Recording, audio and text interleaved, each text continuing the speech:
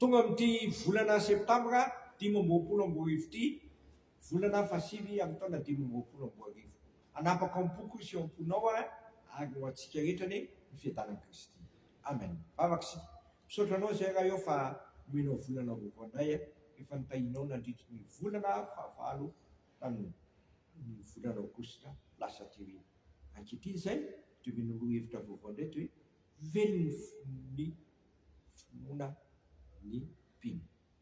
Velon'ny finoana ny mpino.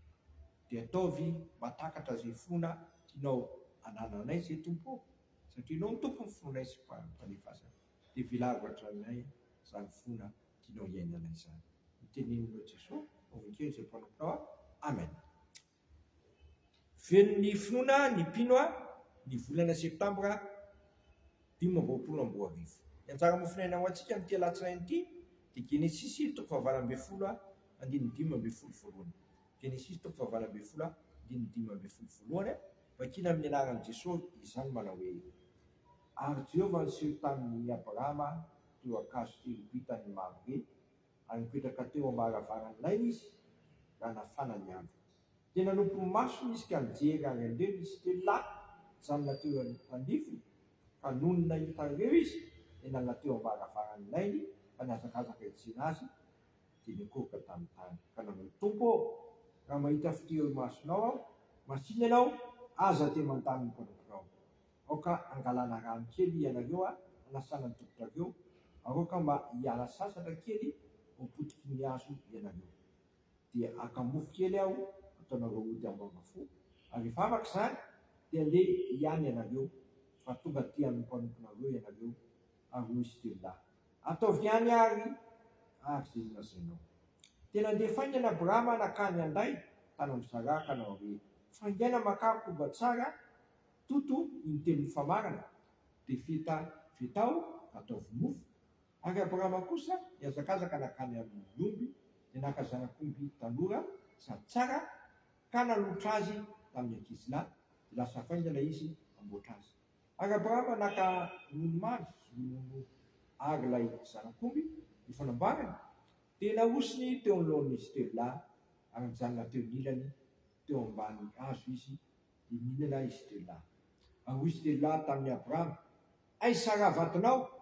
Ary hoy kosa izy: indro ao anday izy. Ary hoy izy: miverina aminao tokoa aho raha avy ny taona toy izao, ary indro hananana zazalahy Sara vatonao. Ary Sara nandeha teo am-baravarany izay teo volon'ilay niteny. Ary Abrahama sy Sara dia samy efa zoky olona ka nandroso fahaterana ary efa nitsahatra tamin'ny fomba-behivavy Sara. Ary Sara dia nome anakapoka nanao hoe: mbola hanana hafaliana ihany fa aho raha antoka toy izao, sady efa antitra koa ny tompoko lahy. Ahoy Jehovah tamin'ny Abrahama: nahoana no nome Sara ka nanao hoe hiteraka tokoa va aho, kanefa zao efa antitra ao? Fa moa misy zava-mahagaga izay tsy hain'i Jehovah va? Amin'ny fotoan'andro raha avy ny taona toy izao dia verina aminao aho ary Sara hanana zazalahy. Dia nandà Sara satria natahotra izy ka nanao hoe: tsy nome aotra akory hoy ny teny, tsia fa nome mihitsy ianao. Masonao manamasinanay amin'ny fahamarinana ny teninao amin'ny fahamarinana. Amen.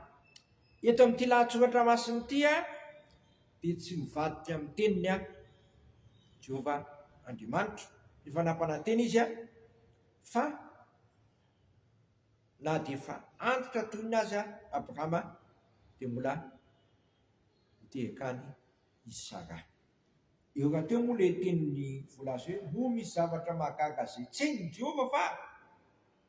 Moa misy zavatra mahagaga izay tsy hain'i Jehovah va? Hainy avokoa ny zavatra rehetra. Eto dia nomezan'i Sara izany teny izany hoe hanananaka Sara sy Abrahama. Sara raha teo efa nitsahatra amin'ny fomba-behivavy azy, raha atao amin'ny teny frantsay hoe tratrany ménopause. Nefa tena variana fa nahazo zanaka tokoa Abrahama sy Sara. Izany mpihavana ny fiasan'Andriamanitra. Manao zavatra tsy takatra ny saina izy.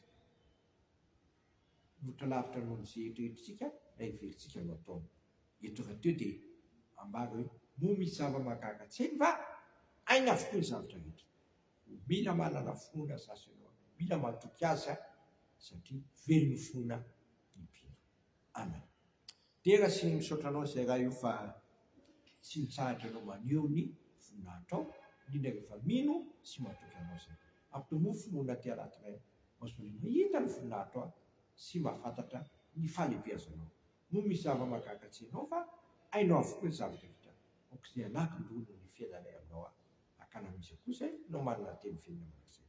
Dia sitranay ny vavaka amin'ny vavaka napetrahanao manao hoe ranay izay ny an-danitra, masinany ny naranao, tonga ny fanjakanao, ataonay sitraponao dia tany takiny ny danitra. Mila ny hanina sy azo anay, milany ny elokay, tahaka namelanay izay mety taminay, izay mitondra anay fakapana, fa manafanay amin'ny ratsy, anao ny fanjakana sy ny voninahitra manak'izay. Amen. Tanterahany avy lena amintsika ny izao tontolo izao, ary fiadanan'Andriamanitra izay mihoatra ny fahalalana rehetra, hiaro ny fonareo sy ny hevitrareo.